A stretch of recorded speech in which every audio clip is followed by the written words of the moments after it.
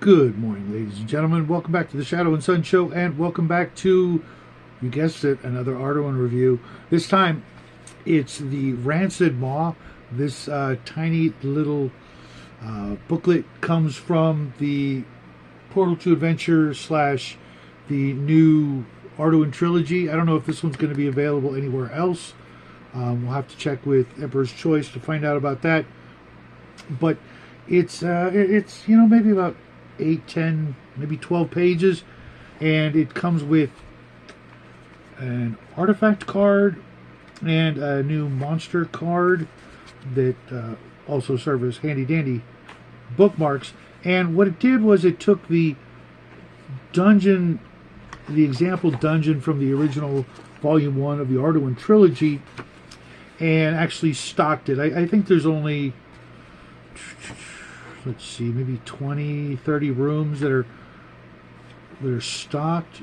No, actually 38 rooms that are stocked. And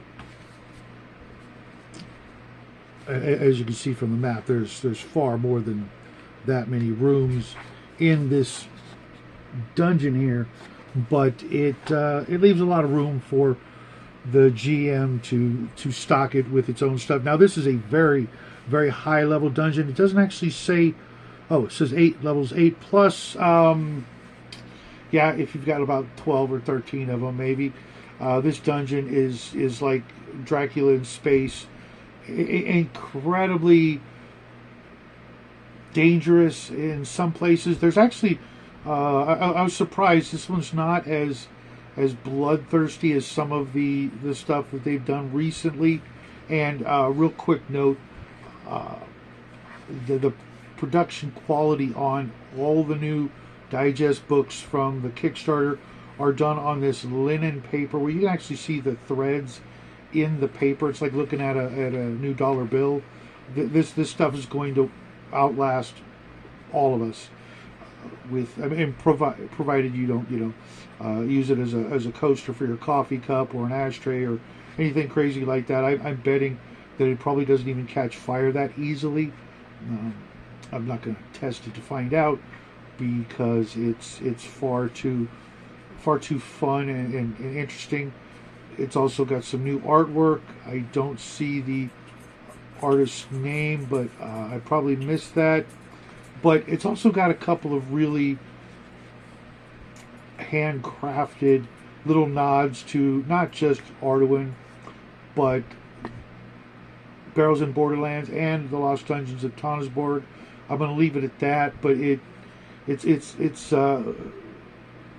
some subtle, well-placed nods to those franchises, along with one or more nods to some historical things as well as gaming in general.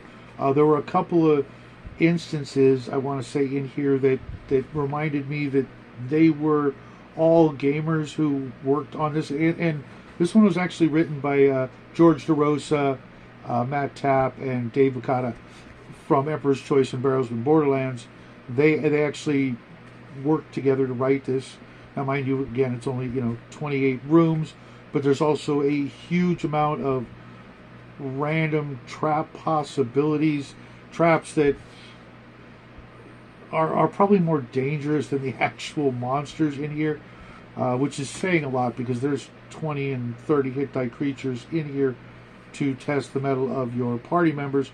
But it's also, a really nice little drop-in adventure that you can just place anywhere for your higher level adventurers to explore and probably die in, because, like I said, it's meant for very high level characters in any system. Like I said, you're going to need a bunch of people to explore this and get the most out of it. But mind you, that being said, there is a ton of treasure for the greediest of dwarves and adventurers alike. Some crazy stuff, some nods to the old original ARDUIN trilogy in the way of magic items, and big, huge, fat, honking piles of treasure and in one case, I think there's a gem the size of a human head that's, you know, hundreds of thousands of gold in value. Good luck selling it, but it's still there, and I love that kind of treasure where it's not afraid to be ostentatious and what we would back in the day called gross, just gross amounts of treasure, just King's Ransom, Smoggian levels of treasure, but there's also commensurate danger and death awaiting around every corner. There are a few other surprises that I don't want to give away, and I might run this, but I've got to get some parties that are, you know, that kind of level. Most of my games, even my AD&D game on Sunday, they would die. Sorry, Cal, Armstrong, Omen, Off Grid. You guys wouldn't make it through this. You just wouldn't. Even if you ran all your characters and were just like, you know, on hyper paranoid mode, just it's too much. But a nice little addition to the ARDUIN trilogy box set. Definitely a nice little bonus from the Kickstarter that I just received yesterday. And hopefully there'll be more stuff like that, because I really do like these little digest size mini dungeons and accessories for Arduin and Barrows and Borderlands. And honestly, it's got a lot of nostalgic feel for me.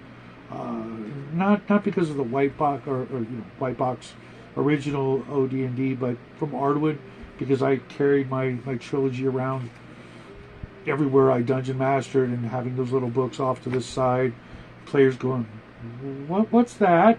I don't recognize those. Those aren't AD&D hardcover books or Palladium books. I'm like, nope, don't touch. Keep your filthy mitts off them. Those are for DMs only, and only the in the know. Just saying, you know, the hipster in me likes that sort of thing. But that's what I've got for you guys this morning as you head on into your weekend. I hope it's a great one. Hope you get some games in, have some fun.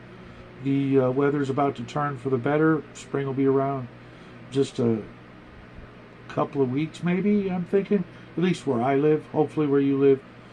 The snow is starting to melt, and you'll have yourself a great weekend. Until then, I will see you guys either Friday night, tomorrow night, tonight, whatever, in my Savage Sword game, or in but on this show, Saturday, Omen running Alien Part 2, Chariot of the Gods. Otherwise, I will see you bright and early Monday morning. Until then, happy gaming and happy trails.